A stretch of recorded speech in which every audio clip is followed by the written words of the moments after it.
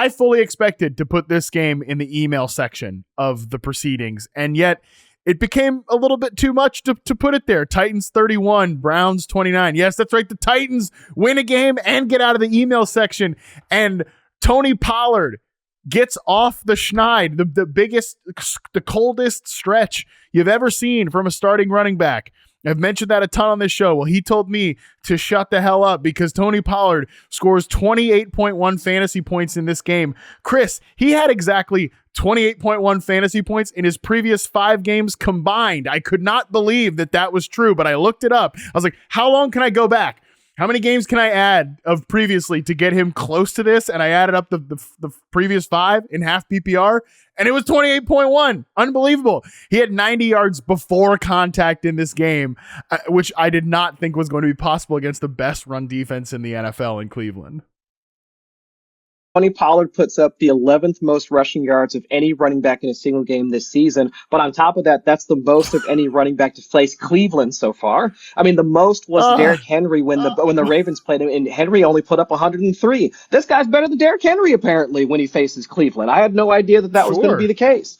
Yeah, I mean, 5.88 adjusted yards after contact per attempt. I would say that if there was any hope, because I was looking at Tajay Spears as a guy that you could potentially use as like a high-end RB3 in a PPR league for the amount of receptions that he was getting on a week-in, week-out basis. He could give you a floor if you needed to get by. But after this game, I think it's pretty much kills any chance of Spears really taking over or having a larger part of this backfield after seeing such this, complete outburst from Tony Pollard. Yeah, our buddy Ian Hartitz puts it well. Tony Pollard doing nothing all season before going for 152 yards and 2 touchdowns against the Browns' league best run defense is what fantasy football is all about. And again, hats off to Ian. Couldn't have said it any better myself. I got nothing to say about the passing game in Tennessee because, I mean, Cam Ward had a couple nice moments here, but we're not really considering any of those passing game players from a fantasy standpoint. Speaking of rookie quarterbacks, though, Shedeur Sanders, pretty damn good game here.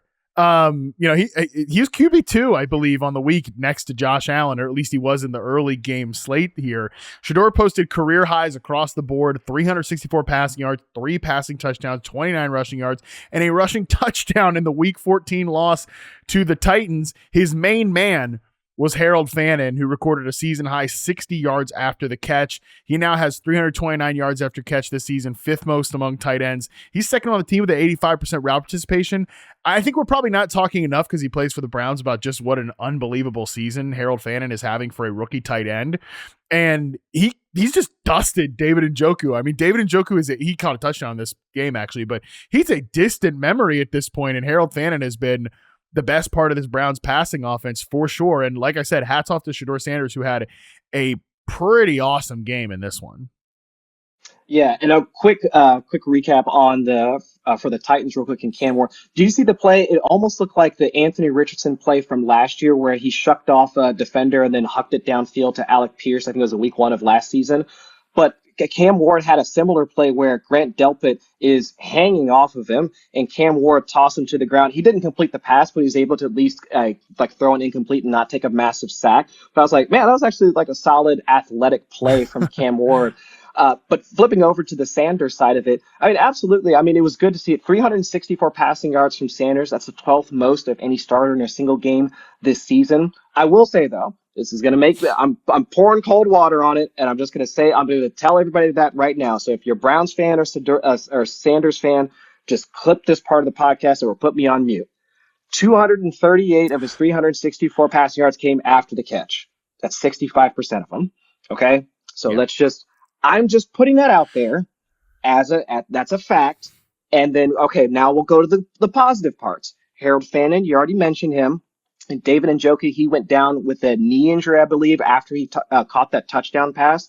But afterwards, it was, absolutely Fannin dominating the targets and also getting the targets in the area of field where they're mostly layups. 6.7 air yards per target, dominated the slot targets. So really, if I were to trust any of the Browns passing game moving forward, it would be Fannin. Because I know folks might look at Jerry Jeudy popping up and like seeing him like when he caught the 40-yard touchdown or something along those lines. I mean, it was good to see him involved, especially after there were shots of him and Sanders arguing on the sidelines last week. But I'm not looking at Jerry Jeudy as a potential start or even a flex option in weeks 15 and beyond. They've got the Bears, the Bills, and also the Steelers up ahead of them. So now I'd rather let's just take the goodness out of Fannin and seeing what he's doing in his rookie season, and let's just go from there.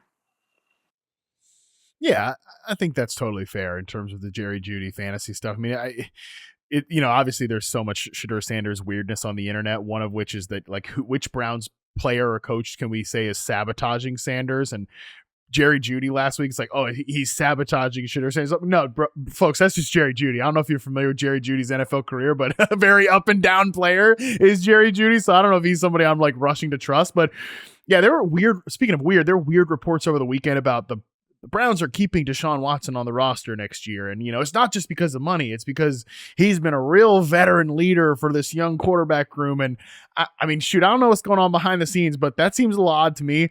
There was a part of me reading that being like, oh my God, what if if it's a Shedeur Sanders, Deshaun Watson quarterback room in 2026 for the Cleveland Browns and they punt a year on quarterbacks because they just don't like any at the top of the draft or whatever. And I mean, with a performance like this from Shedeur Sanders, I'm at least willing to be open-minded about it. And I don't know, whatever, who cares? Let's move on. Let's move on from everything I just said. Unless you've got a hot take about the Deshaun Watson, Shedeur Sanders QB room of dreams in 2026, I think we can move on to an NFC West matchup here. Rams 45, Cardinals 17 on this one. On the Rams side of it, dynamic day from their passing offense. They were just consistently getting chunks on first and second down, moving the freaking football down the field. We got a monster Puka Nacua game. He was back 167 yards, 2 touchdowns. Matthew Stafford wasn't just 8 of 10 for 170 yards and 3 touchdowns on throws of 10 plus air yards. He also completed all 3 of his passes for 87 yards and 2 touchdowns on 20 plus air yard throws, according to Next Gen Stats. So the Rams basically got whatever they wanted in the passing game here. And it was Blake Corum who showed up with 2 touchdowns on the day. And if you just look in the first, second, and third quarter, it's been that same split between Kyren Williams, who had 97 yards from scrimmage in the first 3 quarters, and Blake Corum, 83 yards from scrimmage in the first 3 quarters. Roddy Rivers got involved in garbage time in the fourth quarter. That's why I'm cutting that quarter out. But Blake Corum showing why he's a really valuable player, Chris, that is too low rostered because he got into the end zone, he's got some standalone value, and he is clearly Kyren Williams' direct backup. Exactly. And he was another guy that I highlighted in the numbers live segment earlier because folks will look at the snap counts and be like, well, he's just a limited player. Yeah. He's only playing around 40% of the snaps, so I can't really bank on it. But where is he getting used at? His first touchdown came from the goal line. He had handled 71% of the team's goal line carries in the previous 4 games. So if you know that once they get into scoring position, if Matthew Stafford isn't trying to throw a fade route to Devontae Adams, it's probably going to go to Blake Corum, and he's going to be the one carrying the ball and getting into the end zone. And so that type of usage we saw in the first half of the game. But then afterwards, when it was clear that the Rams were taking out essentially all of their Week 13 frustrations on the Cardinals, well, they're just going to run roughshod over that Cardinals defense, and that's where you saw the explosive nature from Blake Corum. And actually, we saw a similar explosive run from Corum in Week 13 against the Panthers, but now when you tack on the touchdowns, when you tack on how little push back that the Cardinals are giving him, this is where you get this type of performance. So if you weren't already rostering Blake Corum just for the contingent upside, if something were to happen to Kyren Williams, it's this type of performance that he should at least be, I would say, in flex consideration just because of where the Rams deploy him when they get into scoring position and also for the pass game usage as well.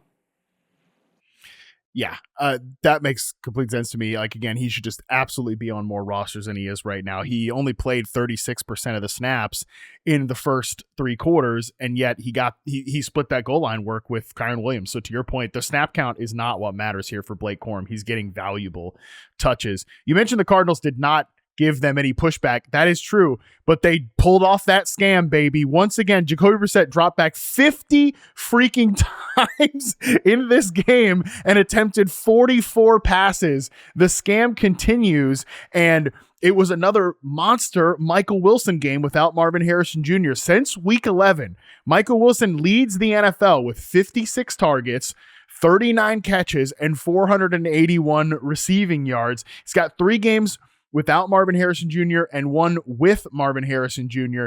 Chris, there's a lot to talk about with this Michael Wilson stuff, but to me, it's as simple as this. When you've got an offense that is dropping back an absurd 50 times in a game, and you've only got 2 players to throw the football to, Trey McBride, Michael Wilson, that's it.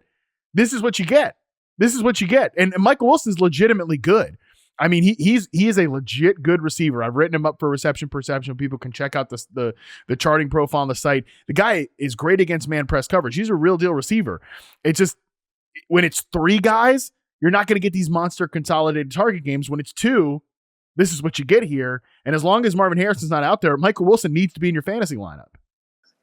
Oh, 100%. If not for the volume, but as we've now seen for essentially a month's worth of games, how well and how efficient that Michael Wilson can be on those types of targets. I mean, whether it's the hitch routes or the comeback routes or whatever, those timing routes and that level of in sync that he has with Jacoby Brissett, you see that game in and game out when it's him not having to have Marvin Harrison contest for some additional targets as well. So, yeah, I'm with you. I mean, seeing how quickly they were able to establish that connection and seeing how well that Michael Wilson has been able to perform. I mean, this is going to be more of a long-term thing because I thought there were at least some underlying rumors that this might be more than just a 1-week absence for Marvin Harrison. This is a guy that you, Michael Wilson, rather, he should be a guy that's going to have to be in your lineup regardless of the matchup, just for how well he's been playing and how often Jacoby Brissett looks his way. Yeah. Production lies sometimes with wide receivers, and that has certainly been the lie here for the Arizona Cardinals wide receiver room. There's some good players here. There's some really good players here. Just we're now seeing it in the fantasy scam. That is for sure that Jacoby Brissett is running there in Arizona.